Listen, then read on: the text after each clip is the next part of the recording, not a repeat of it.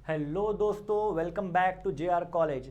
मेरा नाम है शुएब ऐबानी। आज मैं आपकी हेल्प करने वाला हूँ बुक कीपिंग एंड अकाउंटेंसी के पेपर को प्रेजेंट किस तरह किया जाता है। क्या होता है ना, बीके का पेपर होता है 80 मार्क्स का, ठीक है। बट जनरली ये होता है कि स्कोर करना थोड़ा डिफिकल्ट हो जाता है। मतलब अगर आपके सारे कंसेप्ट क्लियर है तो सबसे ईजी सब्जेक्ट आपके लिए बीके है। बट ये सब्जेक्ट इतना कॉम्प्लेक्स है ना, इतना नया है ना आपके लिए कि आपको चीज़ें जल्दी समझ में नहीं आती, जो कि कॉमन है, राइट। सबके लिए जनरल है ये, ठीक है। तो कोई बहुत एक्स्ट्रा ओवर स्मार्ट है बच्चा तो उसको सारी चीज़ें समझ में आ जाती है। बट अगर आप एक एवरेज बच्चे हो तो आपको थोड़ा डिफिकल्ट होता है ये सब्जेक्ट को अंडरस्टैंड करने में, ठीक है। अगर आप सब्जेक्ट को अंडरस्टैंड कर लेते हो तो आप 80 में से 80 इस टॉपिक में ईजिली सिक्योर कर सकते हो। बट मैं इन जनरल बात कर रहा हूँ, ठीक है। 80 मार्क्स का पेपर है, आपको कुछ एडजस्टमेंट आते हैं, कुछ फॉर्मेट आते हैं, ठीक है। तो वैसे ही हमें पता है कि हमारा मार्क्स कटने वाला है। अगर 8 मार्क्स का क्वेश्चन है तो हम चल के लेते हैं 8 मार्क्स का क्वेश्चन है, कुछ ना कुछ तो लिख दूंगा, 5 मार्क्स 4 मार्क्स तो मिल ही जाएगा, ठीक है। हम ये मेंटेलिटी लेके हमारे एग्जाम में बैठते हैं, ठीक है। बट उसमें भी क्या हो जाता है ना, हमें पेपर प्रेजेंट करना ही नहीं आता, जिस वजह से हमारे कुछ और मार्क्स भी कट जाते हैं। हो सकता है आपके 4-5 मार्क्स आपके बिना किसी रीज़न कट जाए, वो आपके यहाँ पर ना कटे। मैं पूरी कोशिश करूंगा कि आपके सारे चीज़ें क्लियर कर दूं, जो कि आपकी हेल्प करेगा आपको पेपर प्रेजेंट करने में, जहां पे आपके 4 से 5 मार्क्स कट सकते हैं, ठीक है। तो फटाफट वीडियो को खत्म करेंगे, ठीक है। आई अंडरस्टैंड भाई, आपका पेपर बहुत नज़दीक है, ठीक है। तो ज़्यादा टाइम वेस्ट नहीं करूंगा आपका। अगर चैनल पर नए हो तो चैनल को सब्सक्राइब करिए, वीडियो अच्छी लगे तो वीडियो को लाइक ज़रूर करिएगा, कमेंट सेक्शन में अपना फीडबैक ज़रूर दीजिएगा, अपने दोस्तों के साथ शेयर करना ना भूलिए। ये वीडियो उनकी भी पेपर प्रेजेंटेशन में हेल्प करेगा, ठीक है। तो चलिए सबसे पहले देखते हैं, ये आपका क्वेश्चन पेपर है, ठीक है। फॉर एग्जांपल ये आपका आंसर शीट है, ठीक है। क्या है? आंसर शीट है। तो ज़्यादा सजाने नहीं बैठने का आंसर शीट को, ठीक है। बीके का पेपर लिख रहे हो, ठीक है। कंटेंट मैटर करता है बीके के पेपर में, ठीक है। कंटेंट मैटर करता है और आपकी हैंडराइटिंग मैटर करती है, कितना नीट लिखा है, ठीक है। काटफुट तो ज़्यादा नहीं किया, प्रॉपर पेंसिल यूज़ किया है कि नहीं, बीके के पेपर में ये मैटर करता है, ठीक है। तो सबसे पहले क्या करना है, ये ब्लू लाइन जो है ये आपका पेपर है, ठीक है, आंसर शीट है, ठीक है। तो आपको सिर्फ 2 लाइन ड्रॉ करनी है, एक साइड मार्जिन बनाना है और एक बीच में मार्जिन आपको ड्रॉ कर देना है, दैट्स इट। इसके अलावा ज़्यादा सजाने का नहीं, ऊपर लाइन मारते नहीं बैठने का, नीचे लाइन मारते नहीं बैठने का, ठीक है। टाइम कंज्यूमिंग है, बीके का पेपर ऑलरेडी बहुत लेंदी होता है, ठीक है। तो इन सब चीज़ों में टाइम कब देना, जब आपका पेपर पूरा हो जाए, ठीक है। उसके बाद आप और पेपर को सजाने चाहो तो सजा सकते हो, डेकोरेट कर सकते हो एज यू विश, ठीक है। बट इतना एटलीस्ट कर लेना, पेपर आपका नीट एंड क्लीन दिखेगा, अच्छा दिखेगा, प्रेजेंटेबल दिखेगा, ठीक है। अभी अगर आपने मेरा पेपर पैटर्न वाला वीडियो नहीं देखा है तो सबसे पहले वो देख लो, आपको क्लैरिटी थोड़ी बेटर मिलेगी। बिकॉज वहां पे मैंने बताया कि क्वेश्चन नंबर 1 में किस टाइप के क्वेश्चन आते हैं। क्वेश्चन नंबर 1 आपका आता है MCQ type question, answer in 1 sentence, odd man out, ठीक है, एग्री और डिसएग्री, वन टर्म, ठीक है, ठीक है, ये सब क्वेश्चन आते हैं, ठीक है। अगर आपको ये क्वेश्चन आ गया, right the full sentence in rewrite the sentences, ठीक है, जो कि फिल इन द ब्लैंक्स के टाइप्स होता है, ठीक है। तो बहुत से बच्चे क्या करते हैं, सिर्फ आंसर लिख के आ जाते हैं, ठीक है, आंसर लिख के आ जाते हैं। फॉर एग्जाम्पल क्वेश्चन आ गया, dash is a intangible asset, ये आपका क्वेश्चन है। तो बहुत से बच्चे क्या करते हैं, सीधा आंसर लिख के आ जाते हैं। ये क्वेश्चन नंबर डालेंगे, गुडविल, ये लिख के आ जाते हैं, ठीक है। क्वेश्चन समझो क्या लिखा है, ठीक है। क्वेश्चन क्या बोला है, right the full sentence and rewrite the sentence. Question आपसे क्या मांग रहा है, सबसे पहले क्या मांग रहा है आपसे, क्वेश्चन 2 चीजें मांग रहा है। सबसे पहले क्या मांग रहा है, select the most appropriate word. आपने मोस्ट अप्रोप्रिएट वर्ड गुडविल को सेलेक्ट कर लिया, ठीक है। एंड दूसरी चीज क्या डिमांड कर रहा है question, rewrite the sentence. Rewrite the sentence मतलब सेंटेंस को फिर से पूरा लिखो। बट बहुत से बच्चे क्या करते हैं, एक चीज लिख के आते हैं, दूसरी चीज छोड़ देते हैं। तो हो सकता है एग्जामिनर आपको उसमें मार्क्स ही ना दे, डिपेंड करता है एग्जामिनर के ऊपर, ठीक है। एग्जामिनर अगर मार्क्स देगा तो भी जस्टिफाई कर रहा है कि भाई इसने राइट कलेक्ट किया है। अगर एग्जामिनर मार्क्स नहीं दे रहा है तो भी एग्जामिनर अपने आप को जस्टिफाई कर रहा है कि भाई ये दूसरी बात नहीं सुन रहा है, इसने सेंटेंस को रीराइट नहीं किया, ठीक है। तो it's completely depend upon the mentality of examiner, ठीक है। तो ट्राई करना कि भाई एग्जामिनर को कोई भी मौका ना दो आपके मार्क्स काटने का, ठीक है। तो चलो ये आपका ये क्लियर हो गया।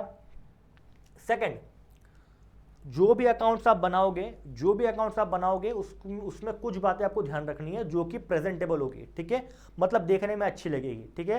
क्या होता है ना, देखो अगर आप पूरा क्वेश्चन राइट कर रहे हो ठीक है, 8 मार्क्स का क्वेश्चन, आपने सब कुछ सही किया तो आपको 8 में से 8 मिलेगा, ये बीके का पेपर है। ठीक है, भले आपकी राइटिंग थोड़ी खराब है, कॉम्प्रोमाइज हो जाएगा, भले आपका प्रेजेंटेशन थोड़ा खराब है, मैनेजेबल है, ठीक है, मार्क्स मिल जाएगा।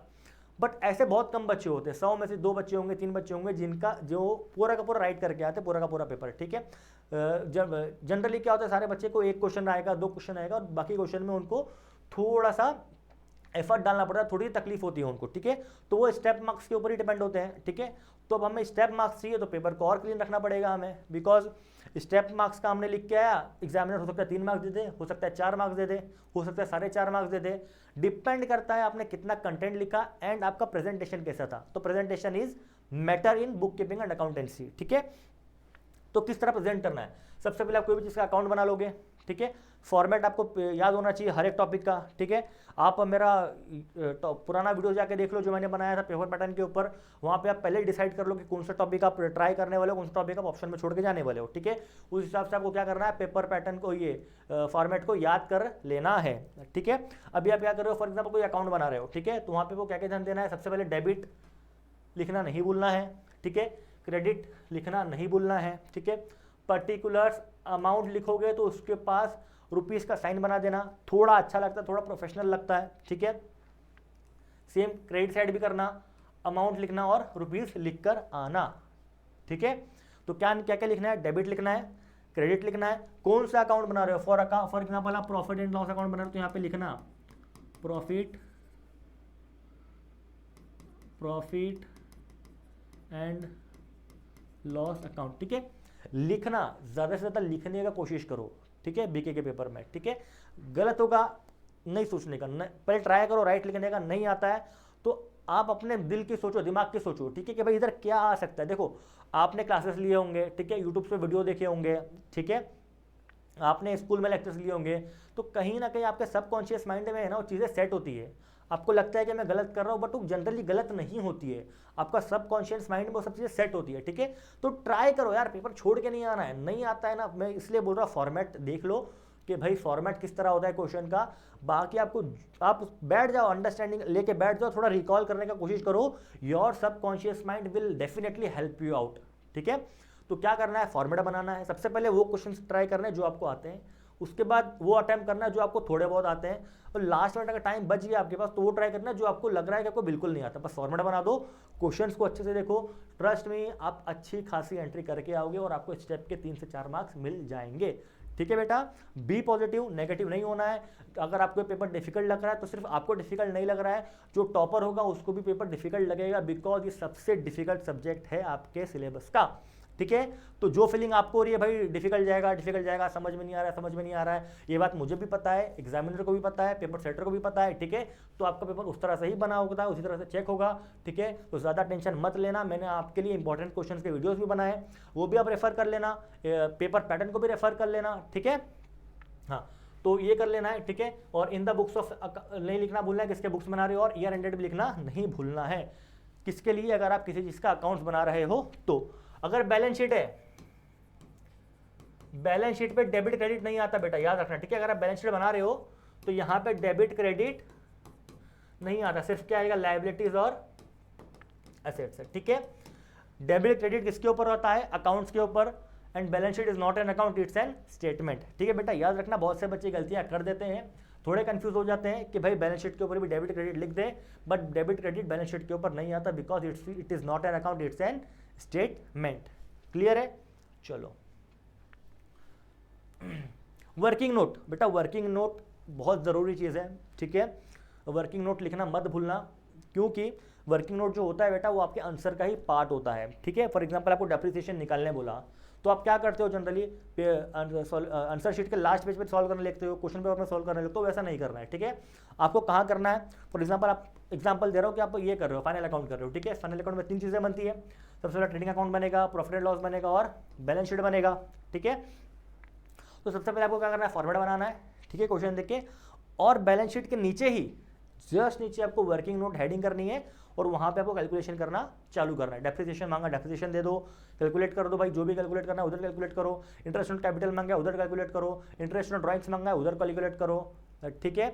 इंटरेस्ट ऑन बैंक लोन मांगा है, जो भी मांगा है क्वेश्चन में, जो भी रिक्वायरमेंट कैलकुलेशन की आपको क्या करना है, बैलेंस शीट के नीचे वर्किंग नोट हेडिंग डाल के वहां पे आपको वर्किंग नोट में सॉल्व करना है, ठीक है। आंसर शीट के पीछे सॉल्व करते मत बैठना, अपने क्वेश्चन पेपर सॉल्व करते मत बैठना, कहाँ सॉल्व करना है, वर्किंग नोट में, जो कि होगा आपका क्वेश्चन का ही आंसर का ही पार्ट होगा, ठीक है बेटा। चलो, डोंट कंफ्यूज इन नंबर्स। भाई देखो क्या होता है ना, हम इतने पैनिक हो जाते हैं एग्जामिनेशन में ना, कभी कभी नंबर्स को भी गलत लिख देते हैं। जैसे कि मैंने एग्जांपल दिया है, नंबर लिखा है 2860, आप लिख के आ जाओगे 2680, 2068, राइट। वो होता है, ह्यूमन एरर होता है, ठीक है। बट एग्जाम में हम ये छोटी छोटी गलतियां नहीं कर सकते ना। यहाँ पे क्या होता है, आपका मार्क्स डिसाइड होता है। देखो क्या होता है ना, 10th और 12th का मार्क्स है ना आपके साथ लाइफ टाइम लगा हुआ होता है, ठीक है। कोई आपको ये नहीं पूछेगा कि 10th में 9th में कितना आया था, 8th में कितना आया था, 7th में कितना आया था, भाई तुझे केजी में कितना आया था, राइट। बट जो 10th और 12th का मार्क्स होता है ना बेटा, वो आपके साथ लाइफ लॉन्ग रहता है, ठीक है। तो ट्राई करो, अपना बेस्ट टू बेस्ट दो, फोकस से पेपर लिखना, ठीक है, कि छोटी छोटी गलतियों में अपने मार्क्स को वेस्ट मत करना, ठीक है। चलो, try to cover all the questions you have step marking, ठीक है। जैसा बेटा मैंने पहले भी बताया आपको, क्वेश्चंस को छोड़कर नहीं आना है, फॉर्मेट देख लो अच्छे से भाई, कौन से क्वेश्चन में क्या फॉर्मेट आता है। अगेन बोल रहा हूँ, सबसे पहले जाके मेरा पेपर पैटर्न वाला वीडियो देखो, देन डिसाइड करो कि कौन सा क्वेश्चन आप ट्राई करने वाले हो, उस हिसाब से आपको फॉर्मेट याद कर लो। एंड अगर आपको किसी क्वेश्चन में कुछ भी नहीं आता है तो फॉर्मेट बना दो, बेसिक चीजें उठा के कॉपी पेस्ट कर दो। Trust me, you will get the step marking, you have step marking in your examination, ठीक है। Don't waste your step marking, ठीक है। एग्जामिनर आपको स्टेप मार्किंग देगा तो आपको उसको वेस्ट नहीं करना है। एग्जाम में सिर्फ नहीं बैठना है कि भाई मुझे कुछ नहीं आता, ऐसा नहीं है बेटा, आपको बहुत कुछ आता है। आप फॉर्मेट को प्रिपेयर कर लो, फॉर्मेट को बाय हार्ट कर लो। अगर आपको कुछ भी नहीं आता है तो आपको स्टेप मार्किंग मिलेगा, ठीक है बेटा। चलो, don't waste more than 5 minutes in finding errors. कभी कभी क्या होता है, हमारा बुक क्लोज नहीं होता है, for example balance sheet tally नहीं हो रहा है, ठीक है। तो हम क्या करते हैं, गलतियां ढूंढ रहे हैं, उसमें हम क्या करते हैं 10 मिनट 20 मिनट लगा दिया, आधा घंटा लगा दिया, ऐसा नहीं करना है, ठीक है। अगर आपका बैलेंस शीट टैली नहीं हो रहा है, एक आध गलती आपने की, आपका 1-2 मार्क्स कटेगा, उसके लिए उससे बेटर है कि आप अपने 10 मार्क्स पे फोकस करो, ठीक है।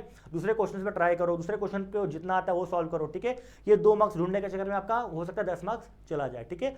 तो 5 मिनट देना, ऐसा नहीं कि बिल्कुल छोड़ देना है, 5 मिनट देना है गलती ढूंढने के लिए। अगर नहीं मिल रहा है तो लास्ट में आके आपको क्या करना है, ट्राई करना है, ठीक है।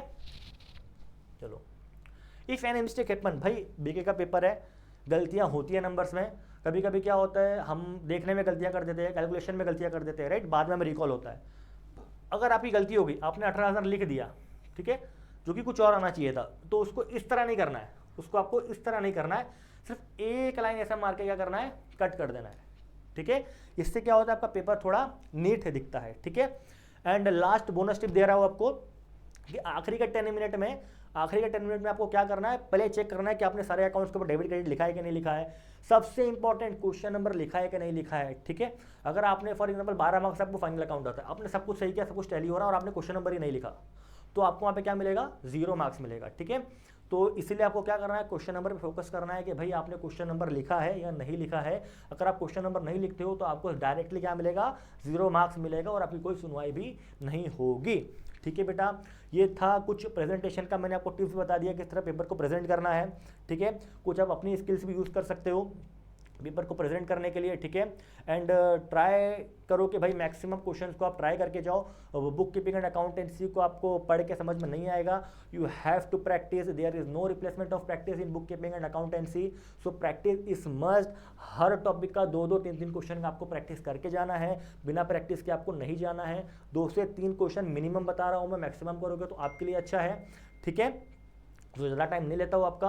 All the very best for your examination. कुछ भी डाउट आपको आता है तो कमेंट सेक्शन खुला है बच्चा आपके लिए, वहाँ पे आपकी क्वेरी आप डाल सकते हो। मैं ट्राई करूँगा जल्द से जल्द आपकी क्वेरी को सॉल्व करने का, ठीक है। और अगर आपको कुछ वीडियोस चाहिए, फॉर एग्जांपल अगर आप चाहते हो किसी टॉपिक के ऊपर स्पेसिफिक टॉपिक चाहिए कि सर फाइनल अकाउंट को आप फटाफट फास्ट ट्रैक कर दो, नॉट फॉर प्रॉफिट को फटाफट फास्ट ट्रैक का रिवीजन दे दो, एडमिशन का फटाफट आप रिवीजन दे दो, तो कमेंट सेक्शन में आप ज़रूर बताइएगा। वी विल ट्राई कि आपके एग्जाम से पहले उस वीडियोज़ को हम पब्लिश करें ताकि आपकी हेल्प हो सके मार्क्स को स्कोर करने में। Thank you so much, that's all from my side. Video अच्छी लगे तो लाइक ज़रूर करिएगा, सब्सक्राइब नहीं किया चैनल को तो सब्सक्राइब जरूर करिएगा और दोस्तों के साथ शेयर करना ना भूलिएगा। That's all from my side, thank you so much, best of luck for your examination.